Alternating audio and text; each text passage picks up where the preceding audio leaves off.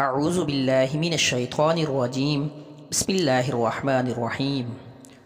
عورتوں کو حیض کی سزا کیوں ملی؟ یہود و نصارہ حیض والی عورتوں کے ساتھ کیا سلوک کیا کرتے تھے، اور قرآن مجید فرقان حمید میں حیض والی عورت کے حوالے سے کیا حکم ہے؟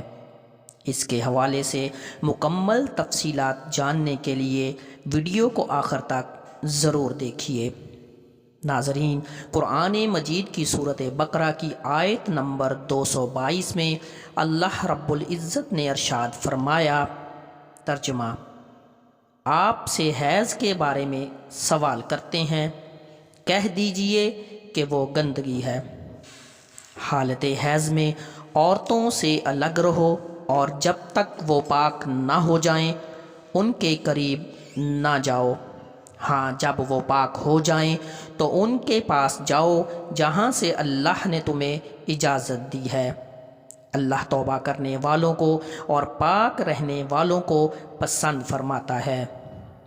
ناظرین، صحیح مسلم میں حضرت انس رضی اللہ تعالی عنہ سے روایت ہے، یہود میں سے جو کوئی عورت ایام سے ہو جاتی، یعنی عورت کو حیض ہوتا، تو وہ لوگ نہ صرف یہ کہ اس کے ساتھ کھاتے پیتے نہ تھے، بلکہ گھروں میں سونا اور بیٹھنا تک چھوڑ دیتے تھے۔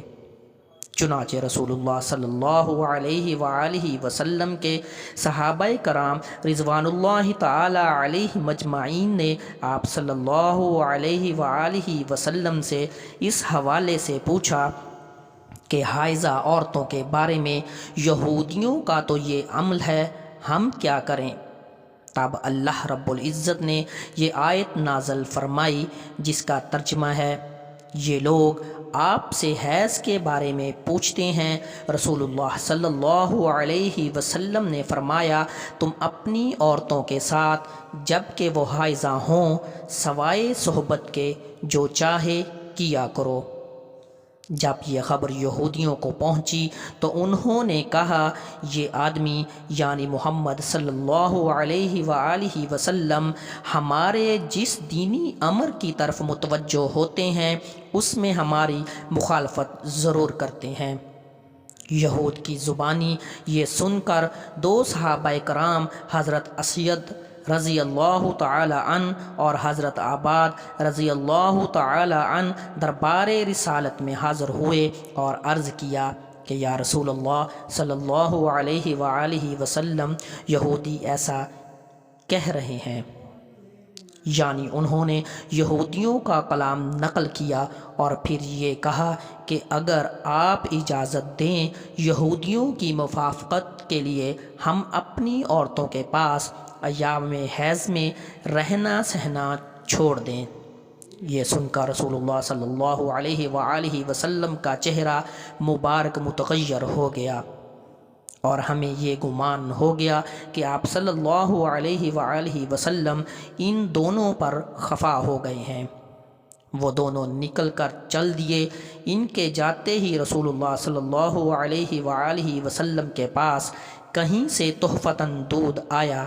آپ صلی اللہ علیہ وآلہ وسلم نے ان دونوں کو بلایا اور ان دونوں کو دودھ پلایا تاکہ انہیں یہ پتہ چلے کہ رسول کائنات صلی اللہ علیہ وآلہ وسلم ان سے ناراض نہیں۔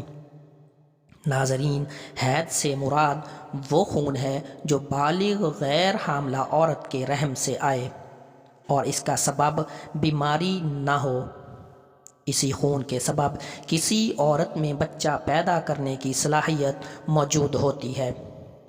اگر کسی عورت کو حیض یعنی ماہواری نہ آتی ہو تو وہ بچہ پیدا کرنے کی صلاحیت سے محروم ہوتی ہے۔ حیض کی ابتدا کے حوالے سے صحیح قول یہ ہے کہ اس کی ابتدا حضرت حوا علیہ السلام سے ہوئی۔ حضرت حوا نے جب شجرہ ممنوعہ کا پھل کھایا، اسی وقت سے یہ بیماری عورتوں کے ساتھ لگ گئی۔ ناظرین، حیض کی کم از کم مدت 3 دن اور 3 راتیں جبکہ زیادہ سے زیادہ مدت 10 دن اور 10 راتیں ہیں۔ اگر کسی کو 3 دن اور 3 رات سے کم خون آیا تو وہ حیض نہیں بلکہ استحاضہ ہے۔ اسی طرح اگر بیماری یا کسی اور وجہ سے کسی کو 10 دن اور 10 رات سے زیادہ خون آیا تو وہ جو 10 دن سے زائد ہوگا وہ بھی استحاضہ ہے۔ ناظرین، استحاضہ سے مراد عورت کی شرمگاہ سے نکلنے والا وہ خون ہے جو نہ حیض کا خون ہے نہ نفاس کا، بلکہ کسی بیماری کی وجہ سے آتا ہے۔ ناظرین، حدیث کی بعض کتابوں میں اس مضمون کی روایات بھی موجود ہیں جن میں کہا گیا ہے کہ بنی اسرائیل کی عورتوں کو مسجدوں میں جانے اور مردوں کے ساتھ باجماعت نماز ادا کرنے کی اجازت تھی۔ وہاں انہوں نے ایڑیاں اونچی کر کے مردوں کی تاک جھانک شروع کر دی، چنانچہ انہیں مسجد جانے سے روک دیا گیا اور ان پر حیض مسلط کر دیا گیا۔ یہ روایت مصنف عبد الرزاق اور مستند اسحاق میں حضرت عبداللہ ابن مسعود، حضرت اسماء بن ابی بکر اور ام المؤمنین حضرت عائشہ صدیقہ رضی اللہ تعالی عنہم سے مرفوعاً مروی ہے۔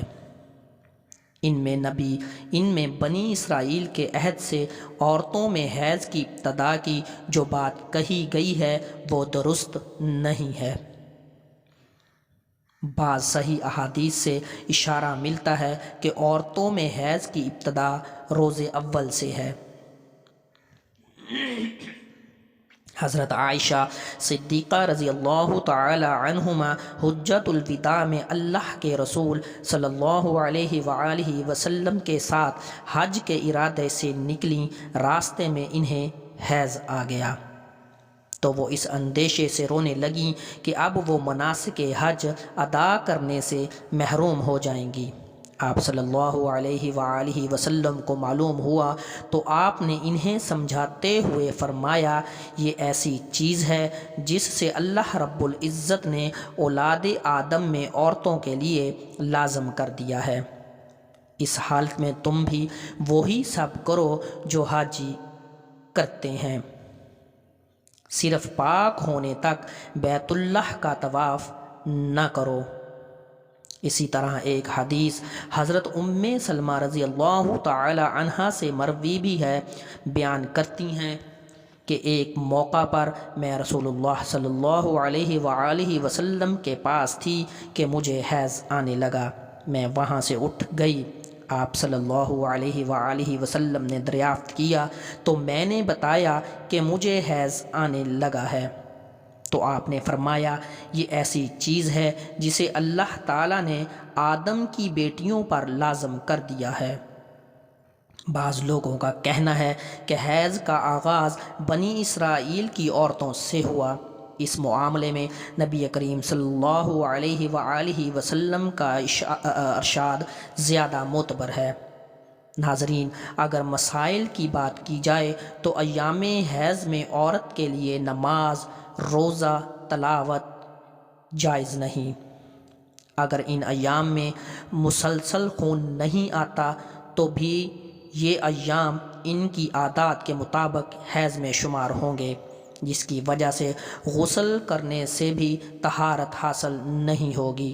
لہٰذا ان ایام میں عورتیں ذکر و اذکار اور دعا کر سکتی ہیں، نماز، روزہ، تلاوت نہیں کر سکتی۔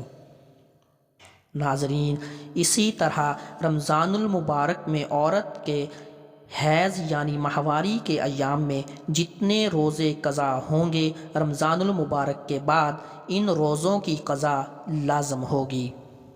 اسی طرح نماز کے حوالے سے مسئلہ یہ ہے کہ عورت کے لیے ناپاکی یعنی حیض کی حالت میں نماز پڑھنا جائز نہیں، بلکہ معاف ہے یعنی قضا بھی لازم نہیں۔ البتہ عورت اگر جنابت کی حالت میں ہو یعنی اس پر غسل لازم ہو، خواہ ہم بستری کی وجہ سے یا حیض کے ختم ہو جانے کی وجہ سے، اس وقت نماز نہیں پڑھ نہیں سکتی جب تک کہ غسل نہ کر لے اس حالت میں اگر کوئی نماز گئی تو اس کی قضا لازم ہوگی۔ ناظرین، اسی امید کے ساتھ اجازت دیجیے کہ آپ کو ہماری ویڈیو پسند آئی ہوگی۔ اللہ رب العزت آپ کا حامی و ناصر ہو۔